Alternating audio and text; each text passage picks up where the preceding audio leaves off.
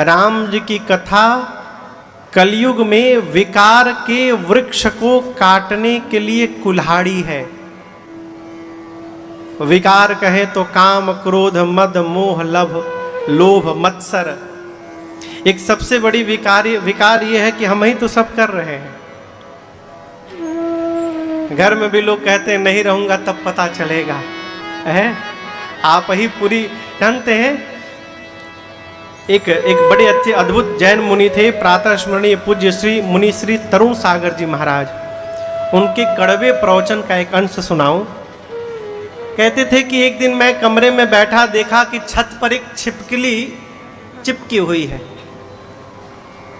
तो मुनि जी ने छिपकली से पूछा, है छिपकली तू ऊपर क्या कर रही है? छिपकली ने कहा, सौभाग्य मनाओ, मैं हूं तो बचे हो, नहीं तो अब तक मर गए होते। तो मुनि जी ने कहा, तू है तो मैं कैसे बचा हूं? छिपकली बोली, दिखाई नहीं दे रहा, दीवार पकड़ के बैठी हूं, यदि नहीं रहती तो दीवार तुम्हारे ऊपर गिर जाता, दब के मर जाते। यही हमारी आपकी दशा है। हमको लगता है कि हम ही कर रहे हैं, और ये जीवन की सबसे बड़ी बीमारी है।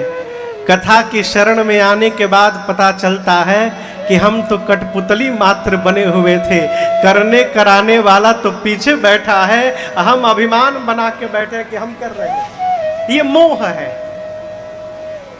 इस मोह रूपी वृक्ष को यदि काट करके समाप्त करना है तो भगवान शंकर मां भवानी से कहते हैं, देवी उस वृक्ष को काटने के लिए राम जी की कथा कुल्हाड़ी है। राम जी की कथा हाथ की ताली है। जैसे ताली बजाओ पक्षी उड़ जाते हैं, उसी प्रकार कथा की ताली बजाइएगा तो संशय के पक्षी उड़ के चले जाएंगे, संशय बचने वाला नहीं है। और आपसे गूढ़ बात निवेदन करूं, जीवन में जिनके साथ जीना मरना है माए बाप, वहां संशय को आने मत दीजिएगा। सर में दर्द हो जाए ना तो उसकी दवाई है, हाथ टूट जाए तो उसका उपचार है, पेट बिगड़ जाए तो उसकी दवाई है। लेकिन माई बाप एक बार यदि संशय ने पकड़ लिया ना तो उसकी दवाई बहुत मुश्किल है, फिर वो समाप्त ही कर देता है। संशय आत्मा विनश्यति। और आपको मजे की बात बताऊं, जिसके प्रति होता है उसको कुछ नहीं होता, जिसको होता है उसको होता है बस। जिसके लिए होता है उसको तो कुछ नहीं होता। संशय पकड़ लिया, जैसे बाहर को निकला, क्यों गया है बाहर, कहीं किसी से बात तो नहीं करेगा, जरूर उनसे मिलने गया होगा। अरे वो कुछ भी कर रहा हो लेकिन यहाँ दिमाग चालू है, ये गया होगा, वहां गया होगा, और यही सोचते सोचते हम समाप्त हो जाते हैं। भगवान शंकर कहते हैं जीवन से संशय को समाप्त करना है तो उसके लिए एक ही दवाई है, भगवान की कथा। हाथ की ताली बजाइए, पक्षी उड़ जाएंगे। उसी प्रकार कथा में आकर कथा रूपी ताली को बजाइए तो जीवन से संशय के पक्षी समाप्त हो जाएंगे। ये शंकर जी ने बात कही है। फिर क्या होता है माई बाप, फिर मन ये स्वीकार कर लेता है कि होई ही सोई जो राम रचिरा। देखिए आपसे एक निवेदन करूं मैं, एक कोट मैंने कहीं पढ़ी थी, वो मैं आपको सुना रहा हूं। ये मेरे मन की उपज नहीं है, उस लायक मैं नहीं हूं कि आपको अपने मन से कुछ सुना पाऊं। मैंने कहीं पढ़ी थी इस बात को। मैं आपसे एक प्रश्न करूं, आप उसका उत्तर देंगे? कहिए, अरे कुछ तो कहिए कि हम ही सब बोलेंगे, देंगे ना? चलिए प्रश्न करता हूं, क्या आपके जीवन में कोई समस्या है?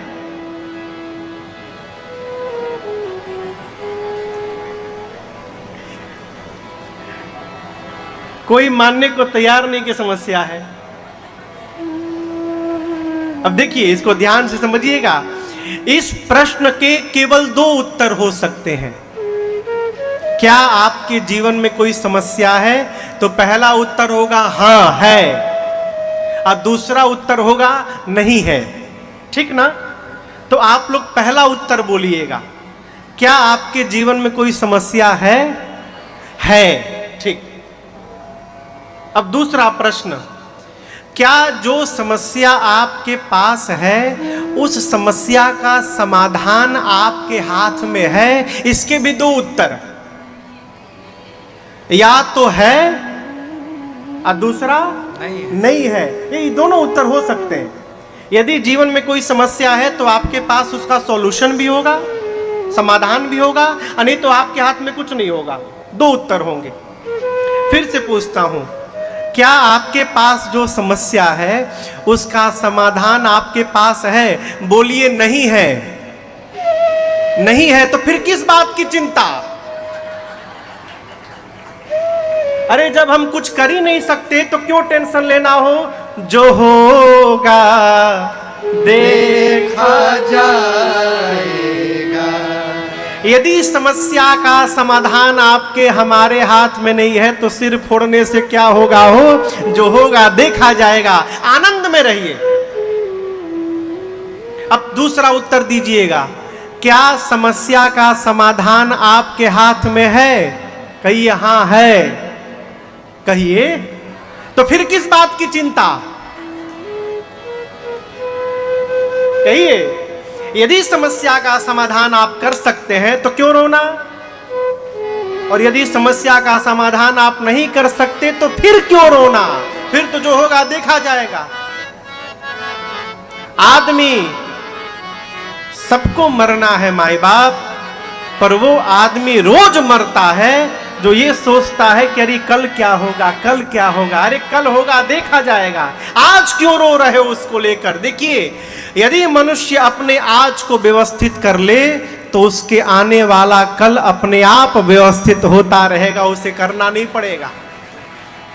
यदि आप आज को व्यवस्थित कर लें, आज को ठीक कर लें, तो आने वाला कल तो अपने आप ठीक हो जाएगा।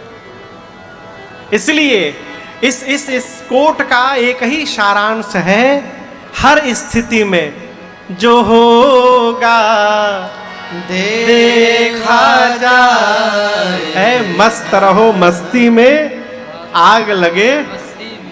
पंचदेव उपासना की वंदना क्रम में गोस्वामी जी ने गुरुदेव भगवान के चरण रज की वंदना से प्रारंभ करके ब्राह्मण देवताओं की वंदना किए, संत समाज की वंदना किए, भगवान के परिकर समाज की वंदना किए, नाम भगवान की वंदना किए।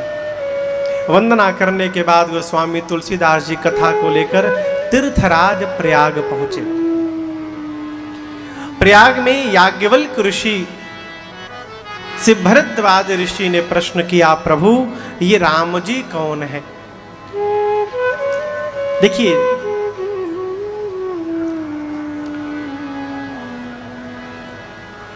हमारे भीतर जो भी चिंतन चलता रहता है वो हमारी बोली से स्वतः प्रकट होता है। कोई भी व्यक्ति यदि 5 मिनट 10 मिनट भाषण दे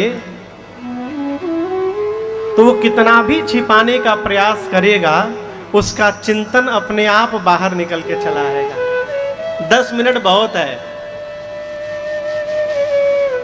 भक्त जब भी कुछ कहता है तो उसकी वार्ता के केंद्र में भगवान खड़े दिखाई पड़ते हैं, और जब संसार में फंसा जीव कोई बात कहता है तो उसके संबोधन में संसार का विषय प्रधान रूप से दिखाई पड़ता है। याज्ञवल्क्य ऋषि से भरद्वाज जी प्रश्न करते हैं कि प्रभु ये राम जी कौन है? एक राम को मैं भी जानता हूं, अयोध्या के महाराज दशरथ के पुत्र राम, जिनकी पत्नी का हरण भया, राम जी ने जाकर रावण का अंत किया। मैं पूछना चाहता हूं, जिन राम जी को मैं जानता हूं, क्या शिव जी भी उन्हीं राम जी को जपते हैं कि शंकर जी वाले कोई और राम है और मैं जिनको जानता हूं ये कोई और राम है? मेरी आपसे प्रार्थना प्रभु, आप इसको ठीक से विस्तार पूर्वक सुनाइए। याज्ञवल्क्य ऋषि मुस्कुराए, कहे मुनिवर आपकी मैं चिंतन को, आपकी सोच को, आपके भाव को, आपके विचार को मैं ठीक से समझ गया। आप राम जी की गूढ़ कथा सुनना चाहते हैं, इसलिए आप मूढ़ बन के प्रश्न कर रहे हैं। देखिए, जीवन में यदि कुछ प्राप्त करना हो, फिर दूसरी बार कहता हूं आपसे, यदि किसी से कुछ प्राप्त करना हो तो उसके पहले अपने आप को रिक्त मानना पड़ेगा। ज्ञानी के सामने ज्ञानी बन करके बैठिएगा तो खाली हाथ लौटना पड़ेगा, कुछ आने वाला नहीं है। एक कथा मैंने बोध कथा पढ़ी थी। भगवान बुद्ध, तथागत भगवान बुद्ध आप जानते हैं ना। एक दिन एक सेठ जी पहुंचे भगवान बुद्ध के पास, कहे कि हमको ज्ञान दीजिए। गया का नाम जानते हैं ना, उसका नाम क्या है? बोध गया। वहीं भगवान बुद्ध को बोध हुआ था, तो उसका नाम इसलिए पड़ा कि बोध के बाद भगवान चले गए, तो जिसको बोध हुआ था गया, बोध गया, तो उसका नाम बोध गया पड़ गया। गया। भगवान बुद्ध के पास एक सेठ जी आए, बोले हमको ज्ञान दीजिए। सेठ जी बोले कल आना। कल फिर पहुंचे, ज्ञान दीजिए। भगवान बोले कल आना। ऐसे महीनों चला। एक दिन सेठ जी नाराज हो गए, बोले देना है कि देना नहीं देना है, साफ साफ बताओ, ये क्या रोज कल आना कल आना। तो बोले कल, लेकिन कल तुम मत आना, कल मैं तुम्हारे घर आऊंगा तुमको ज्ञान देने। खीर बना के रखना, पहले खीर खाऊंगा फिर ज्ञान दूंगा। बोले ठीक। अगले दिन भगवान बुद्ध अपने शिष्यों को लेके चले, और जो उनका पात्र था बर्तन, रास्ते में से उस बर्तन में घास फूस मिट्टी कचड़ा भरते गए। पूरा पात्र कचड़े से भर लिए। सेठ के पास गए, बोले पहले खीर लाओ। खीर लेकर आए तो उसी कचड़े से भरे पात्र को आगे बढ़ाकर बोले इसी में दे दो, मैं पहले पालूं फिर ज्ञान दूंगा। सेठ बोले क्या बोलते, इसमें गंदगी भरी है, खाली करिए तब ना दूंगा। बोले नहीं तुम इसी में दो। सेठ बोले दिमाग ठीक है कि नहीं है? किस आदमी से मैं ज्ञान की अपेक्षा करूं? इसको तनिक भी ज्ञान इसमें नहीं सकते, इसमें गंदगी है, इसमें कैसे खीर डाल दूं? भगवान बुद्ध मुस्कुराए, बोले इस बर्तन में कचड़ा भरा है तो तू खीर नहीं दे रहा है, तेरे दिमाग में कचड़ा भरा है, मैं ज्ञान कैसे उड़ेल दूं? पहले खाली कर उसे। कहीं भी अपने से बुद्धिमान के आगे, अपने से श्रेष्ठ के आगे, किसी संत के आगे अपने आप को अज्ञानी मानकर बैठिएगा, तब जाकर जीवन में कुछ अवतरित होगा, अन्यथा रिक्त ही निकलना पड़ेगा, आएगा नहीं कुछ मायबा। और ये स्वीकार करना बड़ा कठिन है कि हम तो कुछ नहीं जानते साहब। जो कुछ नहीं जानता वो भी पीएचडी का डिग्री लेके घूम रहा है, हम तो ये है, सुनिए है।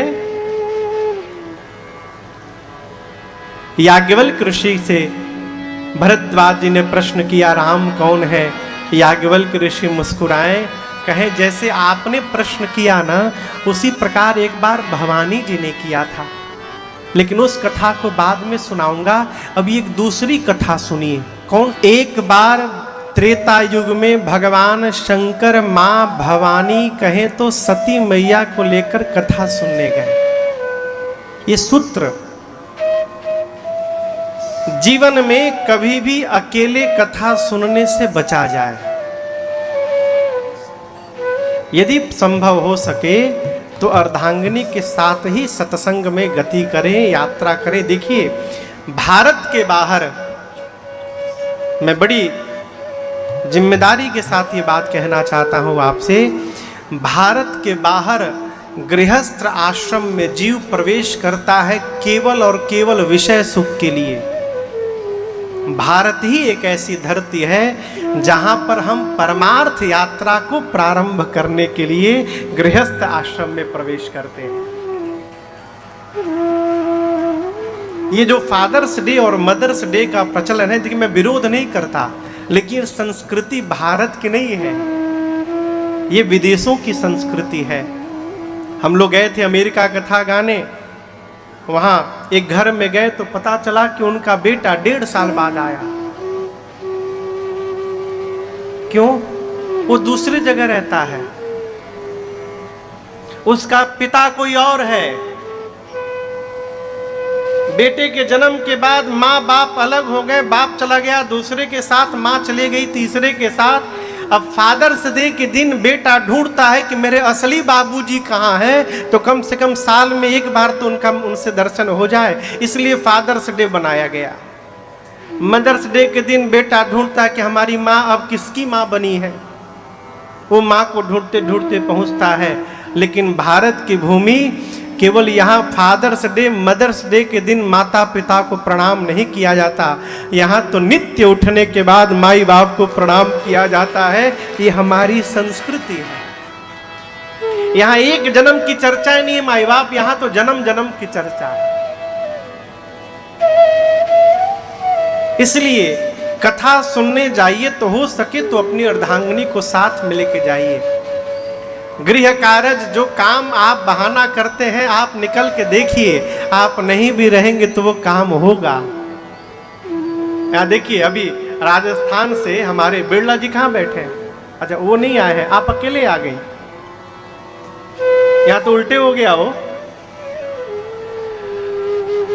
आभा बिरला जी आई हैं राजस्थान टोंक मालपुरा से, बहुत दूर है। बच्चे भी आए हैं। अच्छा, आप ही आई हैं, जय हो। प्रयास करिए। अब आपको एक विनोद की बात बताऊं, पत्नी को अर्धांगिनी कहा जाता है, ठीक ना?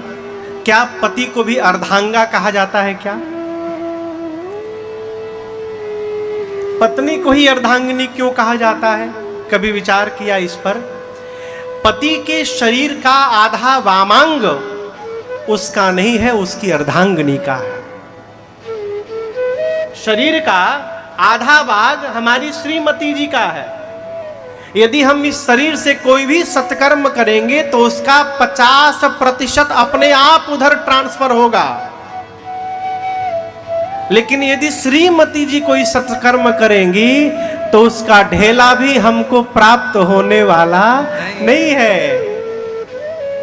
आप यदि अकेले सुनेंगे कथा तो आपका 50% उधर चला जाएगा, वो आए चाहे ना आए। और यदि वो केवल चली आई तो आपको कौड़ी भी प्राप्त होने वाला नहीं है। इसलिए साथ में लेकर जाइए। कहीं वो भी आएंगी तो वो भी 100% से भरी रहेंगी, तो आपका जो 50% जाना होगा हो सकता है बच जाए कि भाई जो भरा रहेगा वो क्यों लेगा आपसे। ये तो विनोद की बात। लेकिन हो सके यहां भगवान शंकर सूत्र देते हैं, बाबा अकेले कथा श्रवण करने नहीं गए, मां सती को साथ में लेकर गए। अगस्त ऋषि ने स्वागत किया, कथा सुनाई। लेकिन यहां दर्शन करिए, पार्वती जी ने कथा, सती जी ने कथा नहीं सुनी। किसने सुनी? सुनी महेश परमा सुख मानी। केवल भगवान शिव ने कथा श्रवण की। क्यों? जीवन में एक समस्या मैं आपको बताऊं। आजकल एक सबसे बड़ी बीमारी है एक्सरे मशीन की। एक्सरे मतलब किसी का भी प्रमाण पत्र बना देना। जीवन में किसी दूसरे के प्रमाण पत्र को बनाने से बचा जाए। देखिए, मेरी विनती, जीवन में कभी किसी की गारंटी मत लीजिएगा। अरे किसी को तो छोड़िए, अपनी भी गारंटी मत लीजिएगा माई बाप। आज शनिवार है ना, शनिवार के दिन शाम को 5:25 होने वाला है। राजन की मति गति ठीक है, लेकिन कल रविवार को सुबह मेरी मति गति और मेरा व्यवहार ठीक रहेगा, इसका भरोसा नहीं है माई बाप। एक बहुत बड़े साधक भय प्रातस्मरणीय पूज्य पथिक जी महाराज, वो कहते हैं अपने लिए पथिक तू अक्लमंदी पर विचारों पर न इतराना, विचारों पर न इतराना। क्यों महाराज? कहाँ कब मन बिगड़ जाए, कहाँ कब मन बिगड़ जाए, विचारों का भरोसा क्या। कब मन बिगड़ जाए हो कोई भरोसा नहीं। इसलिए मनुष्य को पूजने से बचिए। जो जीव भाव में अवस्थित है उसको पूजने से बचिए। पूजन करना है, श्रद्धा रखिए, विश्वास रखिए, लेकिन पूजा जीव की मत करिए माई बाप। पूजा करनी है तो जगदीश की पूजा करिए, वही आपको फलीभूत होगा। जीव का क्या भरोसा है? वो कब बिगड़ जाए, कब पथ से भटक जाए, कोई भरोसा नहीं। क्यों कह रहा हूं? प्रमाण पत्र बनाया किसने? मां सती ने। किसका? अगस्त ऋषि का। ये कौन सी कथा सुनाएंगे? जो स्वयं हमारे चरणों में बैठ के पूजा कर रहा है, इनको आता क्या होगा? यदि हमसे अधिक ज्ञानी होते तो हम इनकी पूजा करते। ये हमारी क्यों कर रहे हैं? पहले ही मैया ने प्रमाण पत्र बना लिया हो। कथा भाई शंकर जी तो श्रद्धा से सुनते रहे, लेकिन सती मैया नहीं सुनी। राम जी की भक्ति देकर अगस्त ऋषि को शंकर जी चले। मार्ग में राम जी का दर्शन भया। राम जी सीता जी के हरण के बाद लक्ष्मण जी के साथ मां को ढूंढते ढूंढते रो रहे थे।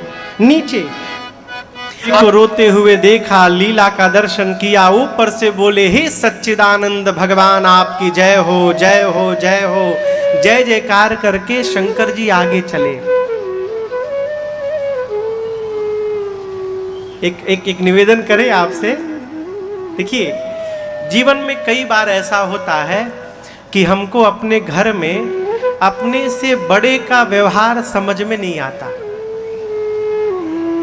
होता है ना कई बार। पिताजी ने ठीक किया कि नहीं किया, उनको ऐसा नहीं करना चाहिए।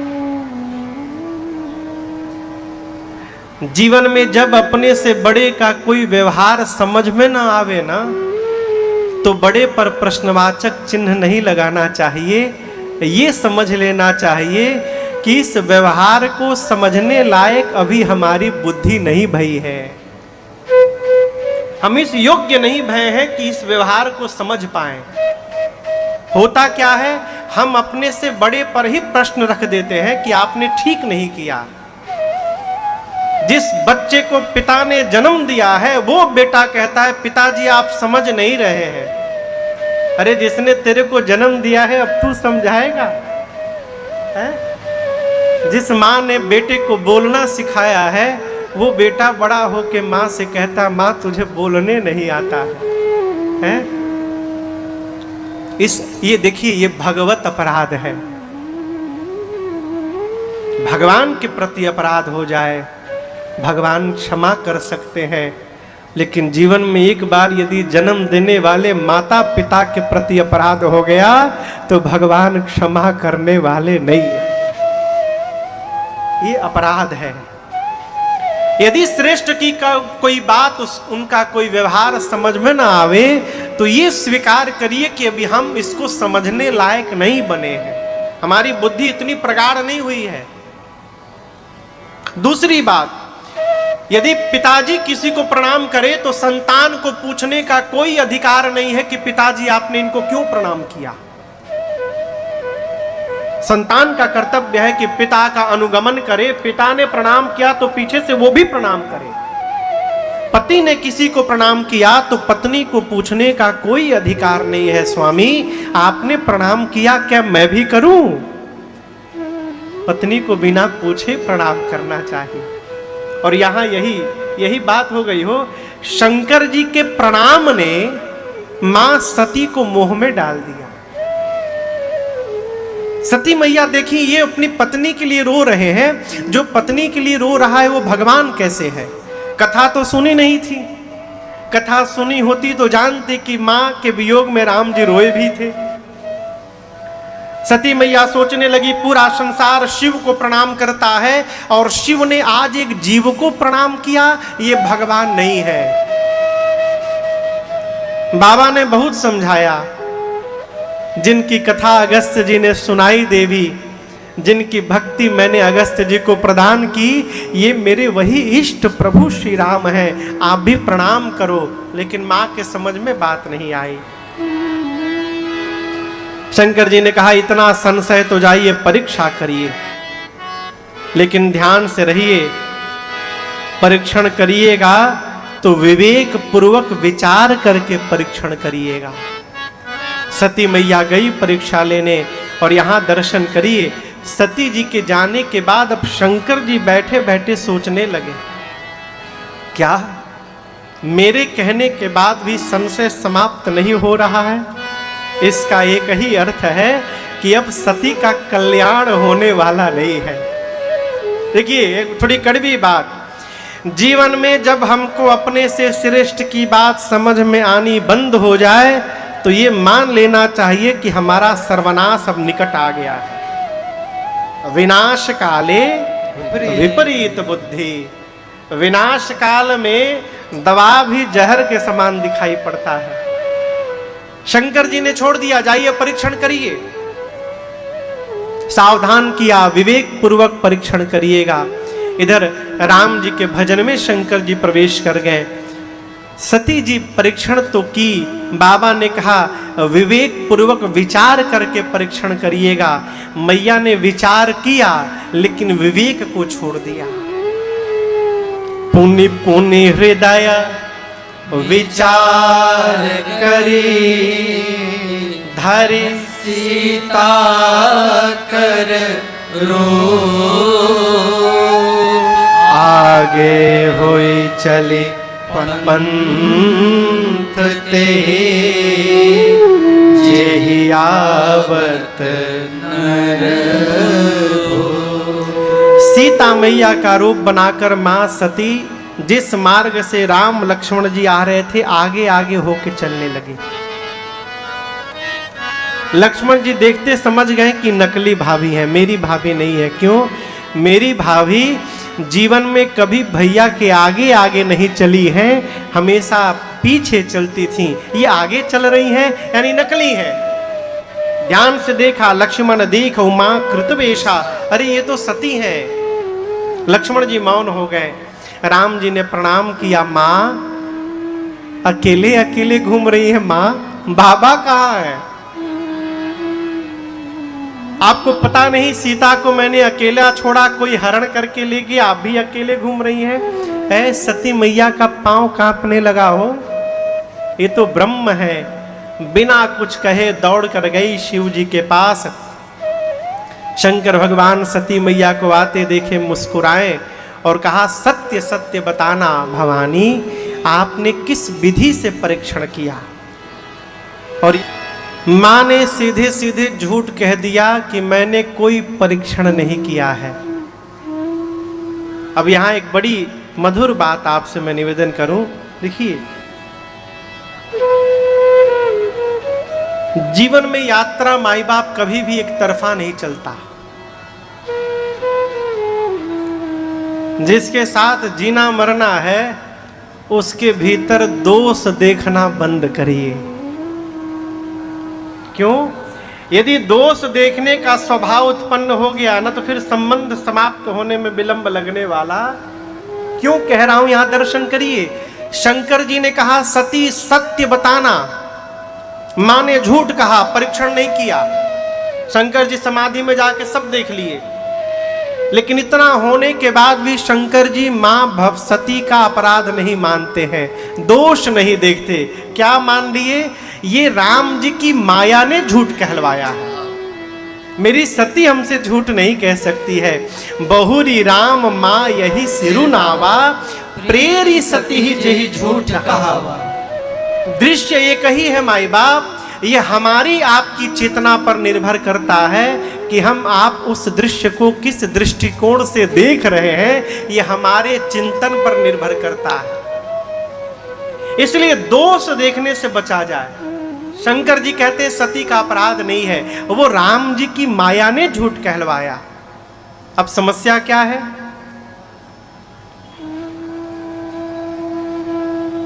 कल्पना करिए हमने आपको ठग लिया। हम आपका नाम क्यों ले कि आप हमको ठगे हैं? नहीं, मैं ही बोलता हूं कि राजन ने आपको ठग लिया आज, ठीक? यदि 1 साल बाद आप हमको देखेंगे तो सबसे पहले क्या स्मरण में आएगा? कहिए। हमको देखते आप क्या सोचेंगे? अरे यही वही है जो हमको ठगे थे।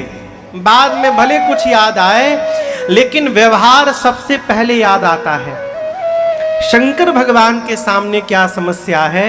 बाबा सोचने लगे आज के बाद जब भी मैं सती को देखूंगा सबसे पहले यही याद आएगा कि सती ने मेरी माँ सीता का रूप बनाया था, और जिसको देखने के बाद माँ की याद आएगी उसके साथ मैं व्यवहार कैसे करूंगा गृहस्थ आश्रम का। जो माँ की याद दिलाए उसके साथ मैं गृहस्थ धर्म में प्रवेश कैसे कर सकता हूं? मेरी प्रिया है, मैं त्याग भी नहीं सकता, इनके साथ गृहस्थ धर्म का निर्वाह भी नहीं कर सकता। अब करूं तो करूं क्या?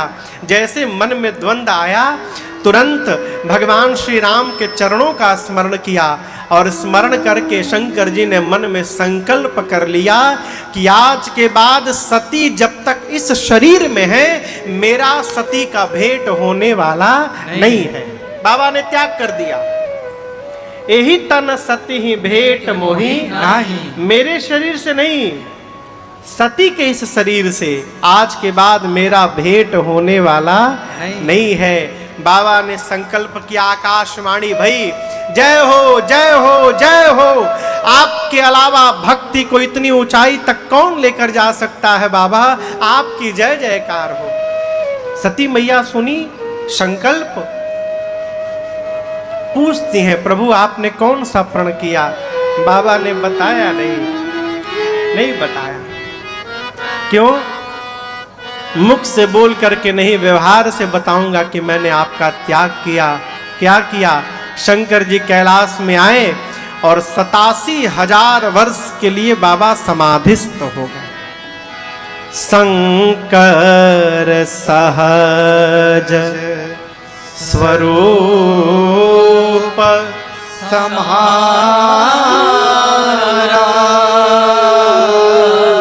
लागे समाधि अखंड अपार। 87,000 वर्ष बाबा समाधिस्थ रहे। 87,000 वर्ष बाद बाबा समाधि से बाहर आए, राम नाम का स्मरण किए। सती मैया ने जाकर दौड़कर प्रणाम किया। बाबा ने सन्मुख आसन देकर बिठाया। सन्मुख शंकर आसन दीन्हा। यहाँ देखिए माँ पार्वती वामांग में बैठी हैं, लेकिन आज सती जी को बाबा ने सामने बिठाया। लगे भगवान शंकर राम जी की कथा गाकर सुनाने। ठीक उसी समय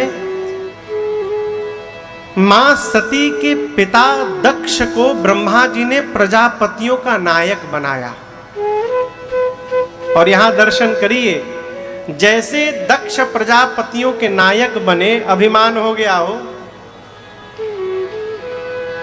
ये सिद्धांत है। अधिकार मिलने के बाद अभिमान अपने आप चला आता है। जो दुबका हुआ रहता है ना, और जैसे कोई पद पर बैठता है तुरंत ऐसे हो जाता है। जीवन में अभिमान किसको नहीं आता है पता है? ये बड़ी सूक्ष्म बात है। जीवन में अभिमान किसको नहीं आता है? जो जीवन में प्राप्त होने वाले उपलब्धि को अपना पुरुषार्थ न मान के और भगवान की कृपा मान के रहता है, उसको कभी अभिमान आने वाला नहीं है। हर परिस्थिति में कहिए प्रभु आपकी कृपा, आपकी कृपा। आपको एक प्रसंग सुनाऊं। एक राजा का एक मंत्री था और उस मंत्री का यही स्वभाव था कि हर परिस्थिति में कहता था प्रभु अद्भुत किया आपने, बड़ी कृपा। कुछ भी हो जाए तो यही कहता था अद्भुत कृपा प्रभु, जय जयकार हो आपकी। हर बतिये में कहे पंडित जी अद्भुत कृपा। एक बार राजा और मंत्री कहीं गए शिकार पर। एक शिकार को मारने के लिए राजा ने जैसे बाण चलाया तो बाण से राजा की ये उंगली कट गई, इतनी उंगली कट के निकल गई। अब जैसे राजा की उंगली कट के निकली, मंत्री बोला जय हो प्रभु अद्भुत कृपा आपकी, सरकार की उंगली कट गई। अरे मेरी उंगली कट गई और ये कहता है कृपा। खूब डांटा उसको, ले जाकर बोला इसको कैद खाने में डालो, बंद करो। जब कैद खाने में डालने के लिए कहा तो मंत्री फिर बोला प्रभु आपकी बड़ी कृपा, अद्भुत कृपा प्रभु, सब आप ही कर रहे हैं ना, जय हो आपकी। पागल हो गया है, मेरी उंगली कटी कहता है भगवान की कृपा, इसको कैद खाने में डाल रहा हूं कहता है कृपा। बात आई गई। एक साल बाद राजा फिर निकला शिकार करने कहीं, और शिकार करते करते उसे आदिवासी पकड़ के लेके चले गए। आदिवासियों को अपनी देवी को प्रसन्न करना था, तो प्रसन्न करने के लिए एक नर की बलि देनी थी। राजा साहब पकड़ा गए हो बलि देने के लिए। आदिवासी पकड़ के ले गए, राजा को खूब नहलाए धुलाए खिलाए, माला फूल पहनाए। अब देवी के सामने बलि देने के लिए ले जाकर लिटा दिए। राजा तो समझा आज मैं मर गया। बलि देने वाला जैसे तलवार ऊपर उठाया तब तक देखा राजा की तो उंगली कटी हुई है। बोला इसकी बलि नहीं चढ़ सकती, ये तो खंडित है, इसकी उंगली कटी है, ये बलि नहीं जाएगा, देवी स्वीकार नहीं करेगी। राजा बोला अब समझ में आया मंत्री क्यों बोला था बड़ी कृपा। आज यदि उंगली न कटी होती तो मेरी तो बलि चढ़ जाती। वहां से छुटा, दौड़ के भगा, जाकर पहले कैद खाने से मंत्री को निकाला। बोला प्यारे तू सही बोला, यदि मेरी उंगली न कटी होती तो आज मैं स्वाहा हो गया रहता, लेकिन ये बताओ मेरी उंगली कट गई तो भगवान की कृपा, भगवान ने किया। मैं तुझे कैद खाने में डाला तो इसमें कौन सी कृपा हो गई। बोले सरकार यदि आप मुझे कैद खाने में न डाले होते तो आपके साथ मैं भी पकड़ाया होता, तो आप तो खंडित थे बच गए, अब मैं पूरा 100% था, मेरी बलि चढ़ जाती वहां पर। तो मैं कैद खाने में चला गया, ये भी मेरे पर भगवान की कृपा ही थी। अब समझिएगा ये कहना बहुत सरल है माई बाप, सुन के ताली बजा देना भी सरल है, लेकिन इसको स्वभाव में लाना ये सरल नहीं, बहुत कठिन है। ये धीरे धीरे सधेगा कि भगवान आपकी बड़ी कृपा, सब भगवान ही कर रहे हैं। इस स्वभाव में कभी अभिमान नहीं होगा। दक्ष जैसे प्रजापतियों के नायक बने, अभिमान आया और पहला प्रहार भगवान शंकर पर। इतने बड़े अभागे हैं, अपने दामाद भगवान शंकर को ही शत्रु मानते थे। यज्ञ की रचना की हरिद्वार में, सबको बुलाया छोड़ ब्रह्मा विष्णु महेश को। सती मैया, शंकर जी मना करते रह गए। सती मैया बरबस पहुंची पिता के घर, जाकर देखा यज्ञ मंडप की परिक्रमा लगाई, देखा सभी देवताओं का स्थान और मेरे पति का कोई स्थान नहीं है। पत्नी अपने भले कुछ भी बोल दे पति को, लेकिन पिता के घर में पति के खिलाफ एक वाक्य भी बर्दाश्त नहीं कर पाती है। मां आवेश में आ गई, डपट पड़ी मां सती। मां ने कहा हे मुनि वृंद देवगण, इस यज्ञ मंडप में आप जितने लोग बैठे कान खोलकर सुनिए। जिसने जिसने मेरे पति का अपमान किया है अथवा कानों से सुना है, सबको दंड मिलेगा। शंकर केवल मेरे पति नहीं जगत के पिता है। और मर्यादा कहती है जिस सभा में शंकर की, श्री हरि की और संत की निंदा की जा रही हो, यदि अपने भुजाओं में सामर्थ्य है तो निंदा करने वाले की जिह्वा काट दो, शक्ति नहीं है तो कान बंद करके चले जाओ। इस मेरे मंदमती पिता ने मेरे पति का अपमान किया, आज के बाद मैं इसकी बेटी नहीं रहूंगी। इतना कह के सती मैया ने दाहिने पांव के अंगुष्ठ से योग अग्नि को प्रज्वलित करा के और मां ने अपने आप को उसी क्षण जलाकर भस्म कर दिया। हाहाकार मच गया यज्ञ मंडप में। जीवन में कभी किसी को छोटा दिखाने के लिए सत्कर्म मत करिएगा, उल्टे पड़ जाएगा। हम लोग के पास तो लोग आते ना, महाराज ये कौन सी कथा, कथा हम कराएंगे देखिएगा। फिर भगवान ने देखा थे उस कथा को। पूज्य महाराज श्री के साथ एक बार बैठा था, मैं आपको कथा सुनाऊं घटना। 3 महीने बाद कहीं कथा होने वाली थी तो वहां के आयोजक आए, बोले महाराज जमा नहीं, व्यवस्था हमारी कथा देखिएगा, आप आइएगा तो न भूतो न भविष्यति, आज तक आपकी वैसी कोई कथा नहीं हुई होगी। भगवान महाराज जी बोले भगवान रक्षा करें। तो उनके तो समझ में आई नहीं बात। हमने पूछा सरकार आप ये क्यों? बोले भगवान रक्षा करें। बोले 3 महीना बचा है, चल के देख लेना। सही में आपको बताऊं वैसी कथा दूसरी कभी नहीं भई। दिन भर समिति के लोग बाल्टी लेकर पंडाल से बाहर पानी निकालते थे, तब तक भगवान फिर बरिश जाते थे। 9 दिन चला ये क्रम। पानी में कुर्सी पर बैठ बैठ के लोग कथा सुने, इतनी बारिश भई। यदि आप किसी को छोटा दिखाने के लिए सत्कर्म करेंगे तो आपका सत्कर्म पूर्ण होने वाला नहीं है। कोई भी सत्कर्म तभी पूर्ण होता है जब भाव में शुद्धता होती है। यज्ञ विध्वंस करने लगे बाबा के गण। शंकर जी को पता चला, वीरभद्र को भेजा कुपित करके। वीरभद्र आए, पहले यज्ञ आचार्य भृगु जी महाराज की दाढ़ी नोची, किसी की आंख फोड़ी, किसी का पांव तोड़ा, किसी का पीठ तोड़ा। दक्ष के सर को हाथ से पकड़कर घुमा कर उखाड़ा और अग्नि कुंड में डालकर भस्म कर दिया। हाहाकार मच गया हो। बाद में शंकर जी को बुलाकर यज्ञ की रक्षा कराई गई। और यहां दर्शन करिए, प्राण निकलने से ठीक पहले सती मैया ने प्राण निकलने से पहले भगवान श्री हरि से कहा, नाथ एक प्रार्थना है, जन्म जन्म शिव पद अनुराग। अब यहां पर एक प्रश्न उठता है माई बाप की, सती जी ने राम जी से ही, भगवान श्री हरि से ही क्यों वरदान मांगा? और वरदान भी क्या मांगा कि इस जन्म की भांति अगले जन्म में भी मैं बाबा के ही चरणों की दासी बनूं। सती जी चाहती तो शंकर जी से भी मांग सकती थी, लेकिन राम जी से क्यों मांगा? यहां कारण समझिएगा। जानती हैं कि सती जी कि शिव जी मेरा त्याग कर चुके हैं, अब वो मुझे स्वीकार करने वाले नहीं है, पहला कारण। दूसरा कारण, सती जी ने राम जी की परीक्षा ली थी, इसलिए अपराध राम जी के प्रति हुआ है। मां जानती हैं जब तक राम जी क्षमा नहीं करेंगे तब तक बाबा मुझे क्षमा करने वाले नहीं है। तीसरा कारण,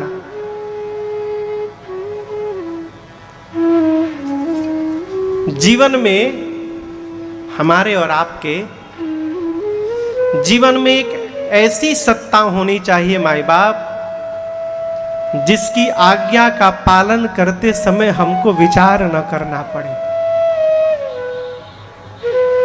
क्षमा करिएगा, जिसके सिर पर कोई आज्ञा देने वाला बैठा है माई बाप, वो धरती का सौभाग्यशाली जीव है। हमको कोई आज्ञा दे रहा है। हमारी गलतियों पर यदि हमको कोई डांटने वाला होना तो हम धरती के सौभाग्यशाली हैं माई बाप। यदि हमारे अपराध पर कोई हमको डांटने वाला नहीं है तो हमको बिगड़ने से कोई रोकने वाला नहीं है, हम समाप्त हो जाए। दुर्भाग्य है कि जब तक कोई डांटने वाला रहता है तब तक उसका मर्म समझ में नहीं आता,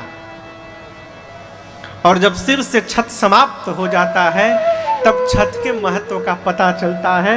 छत था तो हम कितने सुरक्षित थे। मां ने राम जी से क्यों मांगा?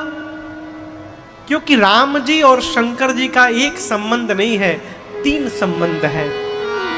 सेवक, स्वामी, सखा, सिय पी के। शंकर जी राम जी के सेवक हैं, शंकर जी राम जी के सखा हैं और शंकर जी राम जी के स्वामी हैं। शंकर जी राम जी की पूजा करते हैं, वहां पर राम जी शंकर जी के स्वामी हैं। राम जी शंकर जी का पूजा करते हैं, वहां पर राम जी के स्वामी शंकर जी हैं, वहां पर शिव जी स्वामी हैं। और जब रावण जैसे आताताई से विश्व को मुक्त करना हो तो दोनों मिलकर मंत्रणा करते हैं, वहां पर राम जी और शंकर जी सखा बन जाते हैं। ये संबंध है भगवान में और शिव जी में, दोनों एक दूसरे को स्वामी मानते हैं। और यही श्रेष्ठतम जीवन है, जो सामने वाले को अपने से बड़ा माने, जो सब में बड़प्पन का दर्शन करे, वो बड़ा आदमी है। शंकर जी राम जी की आज्ञा का पालन करते हैं, अक्षरशः पालन करते हैं, क्योंकि स्वामी मानते हैं। सती जी जानती हैं, यदि राम जी कह देंगे ना कि आप अगले जन्म में भी शिव जी के ही चरणों की दासी बनिएगा, तो मेरे प्रभु शिव जी राम जी की आज्ञा को अवहेलना करेंगे नहीं, वो अवश्य मुझे स्वीकार कर लेंगे। इसलिए सती जी ने राम जी से वरदान मांगा, प्रभु जन्म जन्म शिव पद अनुराग। राम जी ने तथास्तु कहा और इसी वरदान के कारण सती मैया का अगला जन्म हिमांचल महाराज के घर में पार्वती मैया के रूप में भया है। आइए एक बार भाव श्रद्धा के साथ बोलिए पार्वती मैया की जय। नारद जी महाराज पहुंचे हिमांचल जी के घर में। हिमांचल जी ने स्वागत किया है, चरणों को पखारा है, पार्वती जी को बुला के प्रणाम कराया है और कहा कि मुनिवर कहु सुता के दोष गुण। यहां समझिएगा, पहले दोष पूछा। आज यदि आपकी संतान का कोई दोष बताने लगे तो आज के समाज में लोग उसको देखना पसंद नहीं करते। तुम कमी बताने के लिए आए हो? अरे आप तो छोड़िए, आजकल अध्यापक बच्चों को मार नहीं सकते। हमको मास्टर जी पढ़ाने आते थे, रमाकांत मास्टर साहब सवेरे 6 बजे आते थे। 6 बजे हम लोग छोटे छोटे थे, पढ़ाने आते थे, कहते थे नहा कर बैठना। अब सुबह सुबह नहाने 6 बजे तो हम लोग उठ के और बाल भिगा के, चेहरा और आप पोंछ के तौलिया से कंघी करके लगे नहाए हैं, अब बैठते थे। और मारते कैसे थे? पेंसिल लेकर और उंगली के बीच में फंसा के इसको दबा देते थे। नानी याद आ जाती थी हो। लेकिन आज अध्यापक छू भी नहीं सकते हैं। क्यों? माता पिता ही डांटने लगे अध्यापक को। यहां दर्शन करिए, हिमांचल जी ने नारद जी से कहा कि आप पहले दोष बताइए फिर गुण बताइएगा। कहु सुता के दोष गुण मुनिवर हृदय विचारी। आप त्रिकालदर्शी हैं, मेरी कन्या का क्या दोष है वो बताइए। गुण तो गुण है ही, यदि दोष का पता चल जाएगा तो हम उसको भी दूर करने का प्रयास करेंगे, इसलिए दोष बताइए। जो आपकी कमी दिखाए वो आपका सही में आपका वही मित्र है जो आपकी कमी को दर्शाता है। क्यों? यदि कोई कमी नहीं बताएगा, अपनी कमी अपने को नहीं दिखाई पड़ती। अपने चेहरे को देखने के लिए दर्पण चाहिए, उसी प्रकार अपनी कमी को भी देखने के लिए सामने कोई चाहिए जो आपकी कमी बतावे। नारद जी ने पार्वती जी का हाथ लिया, कहा मुनिवर महाराज आपकी बेटी तो समस्त सद्गुणों की खान है, इनका नाम उमा अंबिका भवानी होगा। आपको यश की प्राप्ति होगी। संसार की स्त्रियां आपकी बेटी के नाम का स्मरण करके पातिव्रत धर्म का पालन करेंगी, आपकी कीर्ति बढ़ेगी, इनका सौभाग्य अखंड बना रहेगा। नारद जी सब बढ़िया बढ़िया बताए। हिमांचल जी बोले कोई दोष नहीं है। नारद जी बोले इनमें तो नहीं है, लेकिन इनके जो पति होने वाले हैं उनमें है। कहिए तो वो बतावें होगा। नारद जी कहना चाहते हैं कि सत रज तम 3 प्रकार के गुण हैं। आपके बेटी का पति त्रिगुणातीत होगा, यानी गुणों से परे होगा। नारद जी की बात हिमांचल जी समझ गए कि लगता है उसमें कोई गुण नहीं होगा, अगुण यानी बिना गुण का। नारद जी बोले अमान होगा, अर्थात मान सम्मान से परे।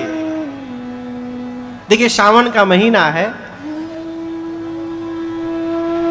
पूरा विश्व हर हर महादेव के रंग में रंगा हुआ है। अभी सभी देवताओं के पूजन की तो विधि भी है, लेकिन बाबा हमारे अद्भुत है हो। देखिए और सभी देवताओं की जो सामग्री है उसमें क्राइसिस हो सकता है, लेकिन बाबा की पूजा में जिन सामग्रियों की आवश्यकता है उसकी कभी क्राइसिस होने वाली नहीं है। क्यों? जो कहीं नहीं चढ़ता सब बाबा पे चढ़ता है।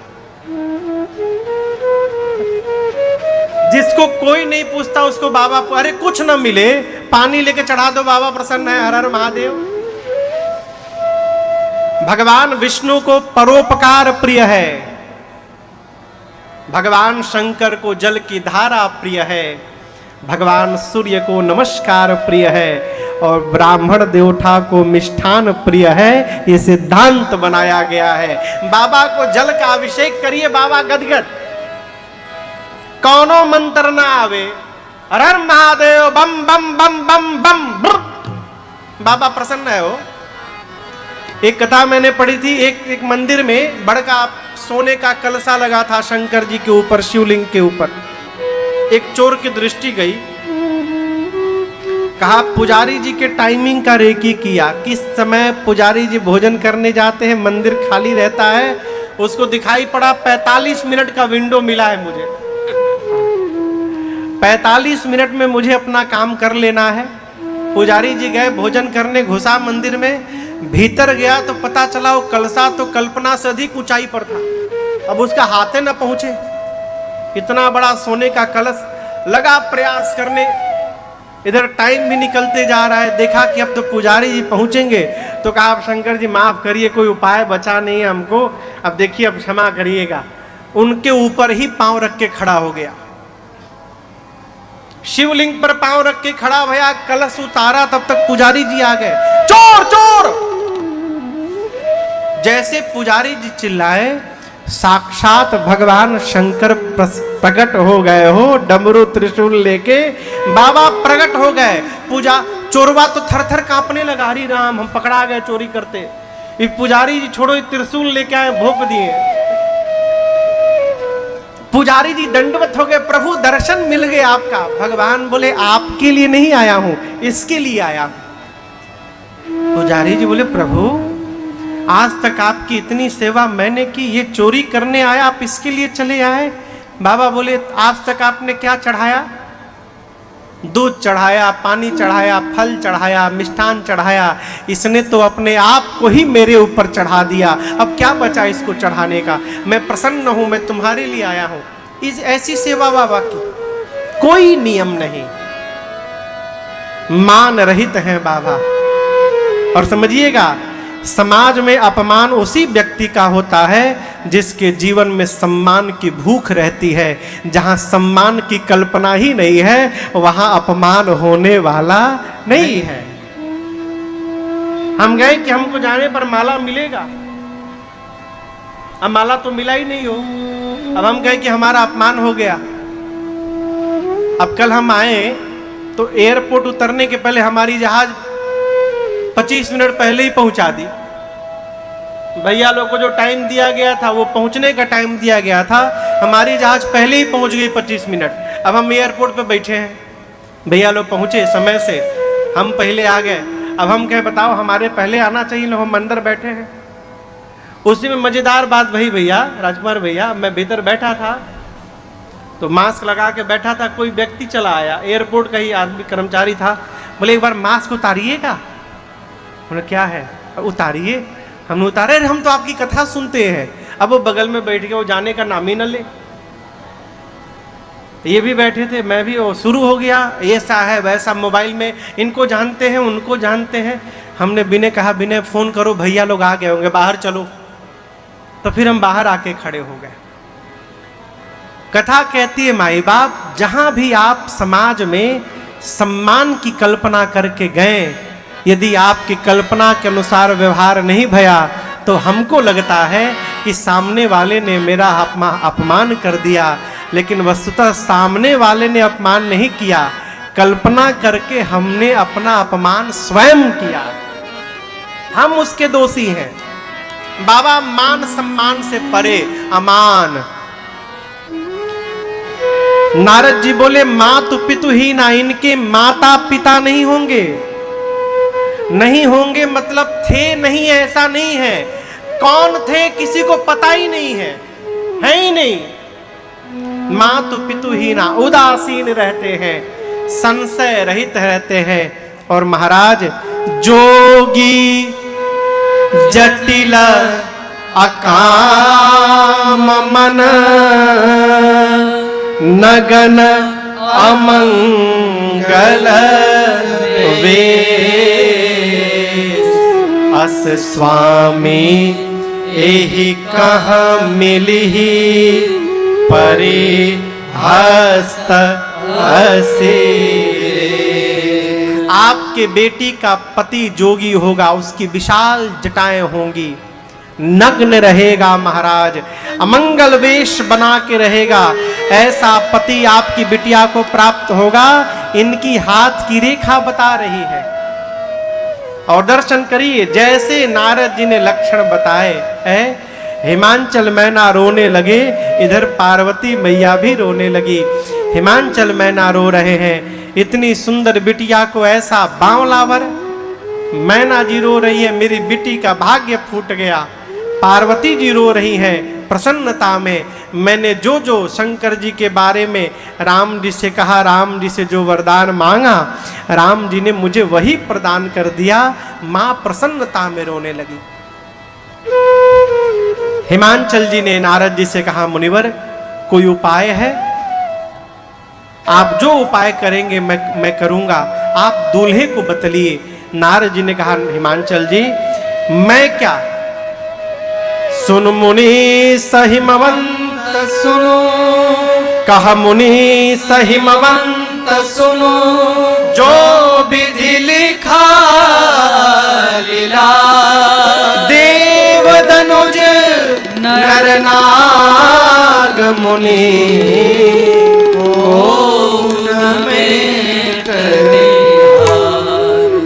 नारद जी ने कहा कि आपके बिटिया के भाग्य में जो लिखा है वही प्राप्त होगा, कोई मिटाने वाला नहीं है। एक बात आपसे निवेदन करूं, समाज में लोग कहते हैं अमुक ने मेरी बेटी का विवाह करके मेरी बेटी का जीवन बर्बाद कर दिया। अरे अमुक ने कुछ नहीं किया हो। विवाह वहीं होता है जहां होना रहता है। बीच में कोई निमित्त बन जाए वो बात अलग है। नारद जी बोले कोई दूल्हा बदल नहीं सकता, दूल्हा तो वही मिलेगा। और एक बात कहूं, जो जो मैंने लक्षण बताए, मेरे अनुमान से सारे लक्षण भगवान शिव में विद्यमान हैं। और यदि शिव जी से आपकी बिटिया का विवाह हो गया तो महाराज आपकी बेटी का कल्याण हो जाएगा। हिमांचल जी ने कहा, शंकर जी से मेरी बेटी का विवाह कैसे होगा? नारद जी बोले यही बताने के लिए आया हूं। जी ने कहा, यदि आपकी बेटी तपस्या करेंगी तो शिव जी अवश्य प्राप्त होंगे। तपस्या के लिए क्यों कहा? सिद्धांत, जीवन में तपने के बाद कुछ प्राप्त होता है तो उसके मूल का पता रहता है। आराम से मिल जाए ना तो दर्द पता चलने वाला नहीं है। इसलिए आराम से कुछ मिलना भी नहीं चाहिए। माई बात तो थोड़ी कड़वी है, अपनी संतान को भी आराम से कुछ मत दीजिएगा। आराम से मिल जाएगा तो फिर उसका दर्द पता चलने वाला राजेश भैया नहीं है। नारद जी कहते हैं यदि ये तपस्या करेंगी तो शिव जी अवश्य प्राप्त होंगे। इनसे कहिए तपस्या करें। नारद जी बोल के गए, माँ तो माँ होती है। मैना जी एकांत में हिमांचल जी से कहती है, प्रभु यदि लड़के का कुल, लड़के का खानदान, लड़के का घर, लड़के का द्वार हमारे अनुकूल नहीं हुआ तो मैं शादी नहीं करूंगी। अब हिमांचल जी सोचे, लड़के का न कुल, उसके माइये बाप का पता नहीं तो कुल खानदान का पता कैसे चलेगा। नारद जी बोले थे फक्कड़ बन के रहेगा तो उसका घर द्वार तो ही नहीं है। यहाँ माता जी कह रही है घर द्वार सब ठीक ठाक चाहिए। हिमांचल जी ने कहा नारद जी के बातों पर विश्वास करिए। देखिए जीवन में या तो किसी को मानिए मत, और यदि किसी को मान रहे हैं तो उस पर विश्वास करने का स्वभाव बनाइए। कई लोग, क्षमा करिएगा यदि आप में से कोई हो तो, कई लोग किसी को काम सौंपते हैं ना, तो काम सौंपने के बाद उसके पीछे दूसरे को लगाते हैं, तेरा देखना ठीक से कर रहा है कि नहीं कर रहा है। ये क्या है? अविश्वास। हमारे एक चाचा हैं रायपुर में, वो कहते हैं बाबू यदि रेलवे स्टेशन पर अपना सूटकेस किसी से कह दो कि भाई साहब मैं अभी आ रहा हूं, आप 2 मिनट देखिए, जब अभी आ रहा हूं मैं, और आप जा रहे हैं और पीछे मुड़ मुड़ के देख रहे हैं कहीं लेके भागा तो नहीं, तो जिसके पास छोड़ के आए हैं उसको लगेगा अरे बताओ इसको मेरे पर विश्वास ही नहीं है, मैं खड़ा हूं और मुझे बार बार देख रहा है तो छोड़ के चला जाएगा। किसी पर सौंपिए तो उस पर विश्वास करिए, बड़ा मानिए तो बड़ा केवल कहने के लिए नहीं होता है, बड़ा मानने के लिए होता है। हिमांचल जी कहते हैं नारद जी असत्य नहीं बोलते हैं। नारद यानी जिसकी कही हुई बात कभी रद्द न हो वो नारद है। नारद जी ने कहा यही विवाह सब विधि कल्याणा, इस विवाह से सब प्रकार से कल्याण होगा। तो देवी नारद जी के वचनों पर विश्वास करिए। रात्रि बीती, रात्रि में स्वयं शंकर जी श्वेत वस्त्र धारण करके और मां पार्वती के स्वप्न में जाकर कहे भवानी जी जाकर अब आप तपस्या करिए। प्रातः काल जैसे मैया जगी तो अपनी मां मैना जी से पार्वती जी कहती हैं मां सुनहि मां तुम्हें दीख अस सपन सुनावूं तो क्या सुंदर गौर सुवे प्रबर अस उपदेश मो। मां मैंने स्वप्न देखा है, एक गौर वर्ण में श्वेत वस्त्र धारण किए एक विप्र आए और उन्होंने मुझसे उपदेश किया पार्वती आप जाकर तप करिए। बिना तपस्या के जीवन में कुछ टिकने वाला नहीं है। बिनु तप तेज की कर विस्तारा। तेज समझते हैं? तेज आप लोग तेज समझते हैं? तेज शंकर जी के फोटो को देखिए, शंकर जी के चेहरे के पीछे जो गोल बना है वो तेज है। राम जी के, हनुमान जी के, सबके फोटो, राम हनुमान जी के पीछे से जो प्रकाश पुंज निकल रहा है वो तेज है। आदमी अपने फोटो में फोटोशॉप में जाकर सॉफ्टवेयर में और अपने चेहरे के पीछे तेज बना लेता है खुद है। फोटोशॉप से फोटो में तो तेज बना सकते हैं, लेकिन आपके जीवन में तेज बिना तपस्या किए प्राप्त होने वाला नहीं है। उसके लिए आपको तपना पड़ेगा।